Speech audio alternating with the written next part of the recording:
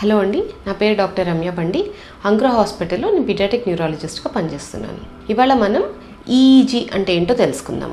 జనరల్గా ఎవరైనా న్యూరాలజీకి గురించి తెలిసిన వాళ్ళు, ఏదైనా బ్రెయిన్ సమస్యకి వెళ్ళిన వాళ్ళు, ఫిట్స్కి సమస్య ఎస్పెషలీ ఫిట్స్ గురించి వెళ్ళిన వాళ్ళకి ఈఈజీ అనేది న్యూరాలజిస్ట్ ఆర్డర్ చేయటం రొటీన్గా జరుగుతుంది. అసలు అదంటే ఏంటి అనేది తెలుసుకుందాం. పిల్లల్లో చేయొచ్చా ఎట్లాగా అనేది.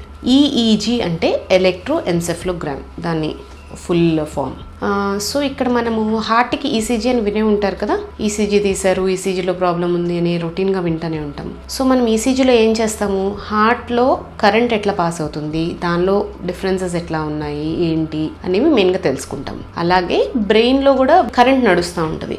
ఆ కరెంట్ మనం రికార్డ్ చేసిన దాన్ని ఈఈజీ అంటాం అనమాట. సో ఈసీజీ ఎలా సేఫో ఈఈజీ కూడా అలాగే. బట్ మనకి ఈసీజీలో జస్ట్ ఒక 20-30 హార్ట్ బీట్స్ చూస్తే సరిపోతుంది. రొటీన్గా మనకి ఒక 2 పేజెస్ వస్తే అయిపోతుంది. కానీ ఈఈజీ అలా కాదు, కొంత టైం మేరకు చూడాలి. చిన్నపిల్లల్లో అయితే కనీసం రికార్డు 20 to 30 minutes ఉండాలి. అప్పుడే మనకి లోపల ఏదన్నా ప్రాబ్లం ఉందా ఏంటి అనేది ఒక ప్యాటర్న్ పరంగా మనకి తెలుసుకోవటానికి అవకాశాలు ఉంటుంది. అసలు ఏ సందర్భాల్లో ఈ ఈజీ అనేది మనం రికార్డ్ చేస్తాం. మెయిన్గా ఫిట్స్ వచ్చిన పిల్లల్లో మనం ఎందుకు వస్తున్నాయి, పలానా ప్లేస్ నుంచి వస్తుందా, లేకపోతే ఏజ్ రిలేటెడ్గా కొన్ని వచ్చే ఉంటాయి, అలాంటికి సంబంధించిన లక్షణాలు ఏమన్నా లోపల ఈజీలో కనిపిస్తున్నాయా, అలాంటివి తెలుసుకోవడానికి మనం ఈజీ అనేది చేస్తాం.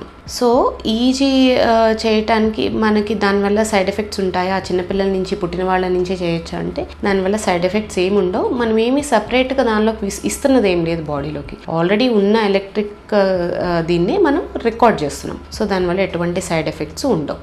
చిన్నపిల్లల నుంచి పెద్దవాళ్ళ వరకు ఎవరికైనా చేయొచ్చు ఈజీ అనేది. ఓకే, సో ఈజీలో మనం మెయిన్గా తెలుసుకునే ఇన్ఫర్మేషన్ ఏంటి అంటే లోపల ఉన్న కరెంట్ యాక్టివిటీ ఎట్లా ఉంటుంది అనేది తెలుసుకుంటాం. ఇది మెయిన్గా గుర్తుంచుకోవాల్సిందంటే రియల్ టైం మానిటరింగ్. అంటే ఆ క్షణంలో ఆ బ్రెయిన్లో ఏం వేవ్ ఉన్నది తెలుస్తుంది అంతే.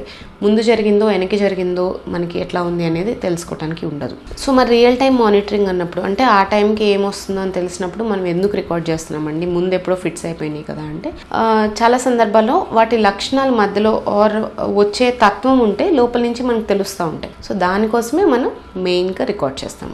సో జనరల్గా రొటీన్గా ఒక 50 to 60% రికార్డ్ చేసిన ఈజీస్లో మనకు కొంత ఆన్సర్ అనేది దొరుకుతుంది. దాన్ని బట్టి ఫర్దర్గా మనకు వచ్చిన ఇన్ఫర్మేషన్ బట్టి నెక్స్ట్ స్టెప్ అనేది డాక్టర్ తీసుకుంటారు. జనరల్గా ఇప్పుడు చేసేవన్నీ డిజిటల్ ఈజీలు, అంటే మనం రికార్డ్ చేసినంత సిస్టంలోకి మారిపోయి మనకి కంప్యూటర్లో వేవ్ రూపంలో కనిపిస్తుంది అనమాట. సో దానికి మెయిన్గా ఇది యాంప్లిఫైయర్ బాక్స్ అంటాము.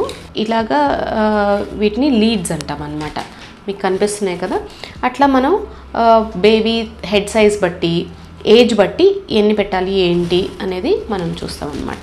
సో దీన్ని ఎలక్ట్రోడ్ అంటాము. ఇట్లా ఉన్నదాన్ని, దీన్ని జెల్ తీసుకుని, జెల్ అనేది ఉంటుంది ఇక్కడ మీకు కనిపిస్తుంది, ఆ జెల్ తీసుకుని బేబీ హెడ్కి ఇట్లాగా అటాచ్ చేస్తాం అనమాట. అలా దానికి ఒక ప్యాటర్న్ ఉంటుంది.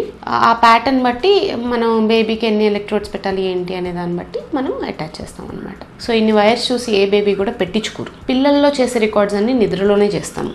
అది సహజ నిద్ర అయినా కావచ్చు, లేకపోతే ఏదైనా సిరప్ ఇచ్చి పడుకోబెట్టిన ఆ స్లీప్ అయినా ఓకే. ప్లస్ స్లీప్లో ఎందుకు చేయాలి, ఇంకొక రీజన్ ఏంటంటే నేను ఇందాక చెప్పాను కదా ఫిట్స్కి సంబంధించి కొన్ని విషయాలు మనకి ఐడియా వస్తుంది అని, అవి స్లీప్లో ఇంకా బెటర్గా తెలుస్తాయి, చాలా బెటర్గా తెలుస్తాయి. అందుకోసం స్లీప్ రికార్డ్ అనేది కంపల్సరీ. అందుకే మీ డాక్టర్ కూడా మీకు చెప్పే ఉంటారు నిద్రపోయినప్పుడే మనకి తెలుస్తుంది, వెయిట్ చేద్దాము అని.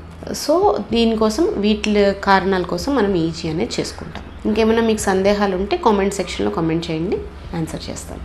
Thank you.